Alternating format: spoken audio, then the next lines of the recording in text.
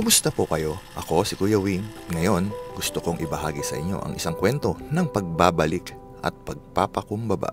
Ilang araw na rin buhat noong sinimulan ko ang Money Hunt game, o mas kilala sa tawag na pabakas. Halos malibot na nito ang southern part ng Zambales at umabot na rin sa Bataan. Kahapon, March 6, 2025, nangyari ang isang hindi inaasahang pangyayari sa Barangay Old Cabalan, Olongapo City. Ang huling sticker na iniwan para sana makapag-iwan ng ngiti sa mga kababayan natin mula sa Olongapo City ay napili sa bahagi ng Old Cabalan. Sa may gulayan, napiling bakasan ng sticker ang bahagi ng isang poste ng gulayan. Doon iniwan at inipit ang sticker na permado.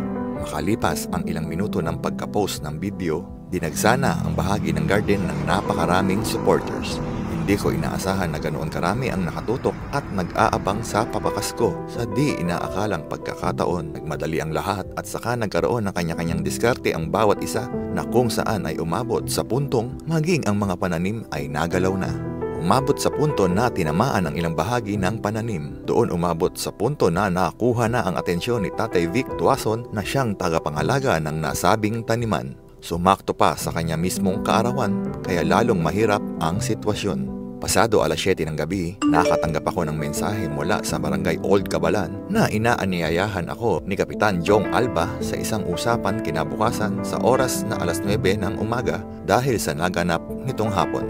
March 7, bumalik ako sa barangay para makapag-usap kay tatay at sa mismong pamunuan ng Barangay Old Cabalan. Namuo ang isang emosyon na di mawari habang hinihintay ang mga posibleng mangyayari sa araw na ito. May kaba, ngunit mas nangibabaw ang kagustuhan na humingi ng kapatawaran sa anumang danyos ang nangyari. Matapos ang ilang minutong usapan, binigyan kami ng pagkakataon ng barangay na makabawi kay Tatay Vic sa mga nangyari. Inaniyayahan kami sa 10 araw na community service at pagtulong kay tatay na ibalik ang nasirang ganda ng garden. Dito natin napatunayan na ang bawat magandang hangarin na ating itinanim ay magbubunga pa rin ng isang magandang resulta.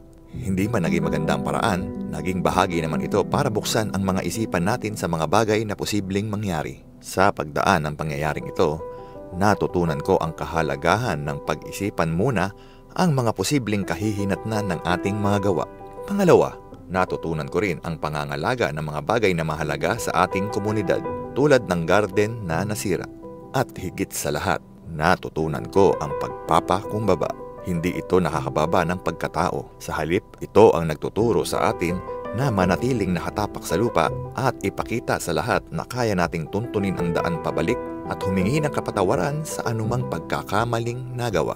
Sa pagbabalik at pagpapakumbaba, natutunan ko na ang tunay na lakas ay hindi sa pagiging magaling lamang, kundi sa pagiging mabuti at makatwiran. Ang sabi nga nila, sa kabila ng pagiging magaling, huwag nating kalimutang maging mabuti.